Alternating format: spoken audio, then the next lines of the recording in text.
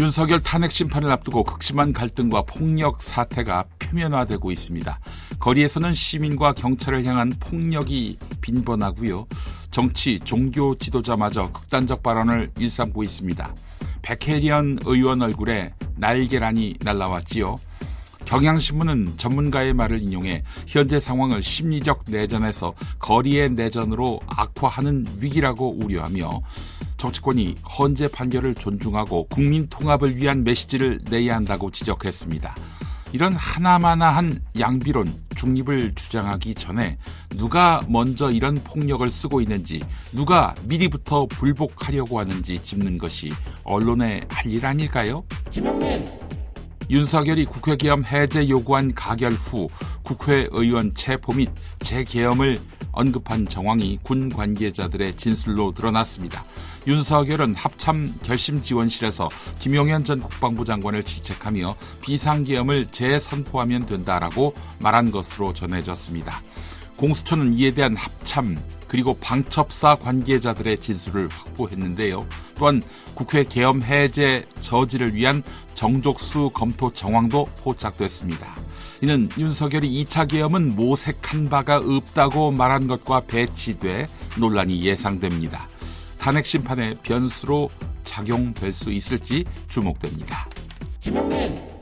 헌법재판소장 권한대행 문영배 등을 살해하겠다는 예고글을 올린 43살 유튜버 유모 씨가 술에 취해 난동을 부려 체포됐지만 검찰이 구속영장을 불청구해 풀려났습니다. 유 씨는 음식점에서 폭언하며 소란을 피운 혐의를 받고 있고 경찰은 불구속 수사를 진행하고 있습니다.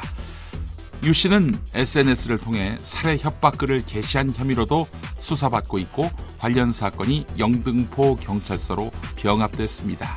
검찰은 지난 주말 김성훈에 대한 구속영장 실질 심사에 아무도 안 나갔고 결국 김성훈에 대한 구속영장은 기각됐습니다. 검찰 왜 이럴까요? 경찰은 헌법재판관 신변 보호를 위해 특공대 등을 배치할 예정입니다. 김영민! 윤석열 석방이 보수층 결집에 큰 영향을 미치지 않은 것으로 나타났습니다. 한국일보가 한국갤럽 여론조사 3주치를 분석했는데 보수층 비율은 석방 전후 소폭 감소했고 국민의힘 지지율과 탄핵 반대 여론도 큰 변화가 없었습니다. 다만 국민의힘 지지층 내에서 차기 대선 주자 선호도가 하락하고 의견 유보층이 증가했습니다. 이는 윤석열 복귀에 대한 기대감과 선거 무산 가능성에 대한 보수층의 관망 태도를 반영한 것으로 분석됩니다. 김영민! 한국이 30여 년 전 민감 국가 리스트에서 제외될 당시 한미 사이에 이를 핵 관련 이슈로 다뤄야 한다는 논의가 오갔던 것으로 확인됐습니다.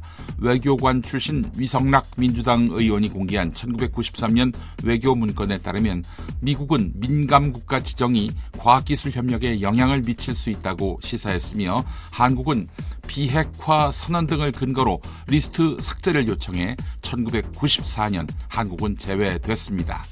이번 재지정의 직접적인 원인은 보안 문제로 알려졌지만 미국이 한국에서 핵무장할 가능성을 우려한 조치일 수 있다는 분석도 나옵니다.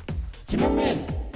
도널드 트럼프 미국 대통령이 다음 달 2일 발표할 상호관세 조치는 모든 국가가 아닌 무역 적자 규모가 큰 나라를 우선 대상으로 할 가능성이 큽니다. 그렇다면 미국의 8대 무역 적자국인 한국이 포함될 가능성이 높습니다. 정부는 미국과의 협상을 준비 중입니다. 트럼프는 예외 없이 관세를 부과하겠다고 밝혔지만 협상 여지를 남겼습니다. 한국 정부는 상호 관세 발표 이후 유예, 면제 협상을 추진하며 이미 시행된 철강 관세 등에 대한 협상도 병행할 방침입니다. 현대차 등 기업들도 미국 내의 생산 확대를 통해 대응하고 있습니다.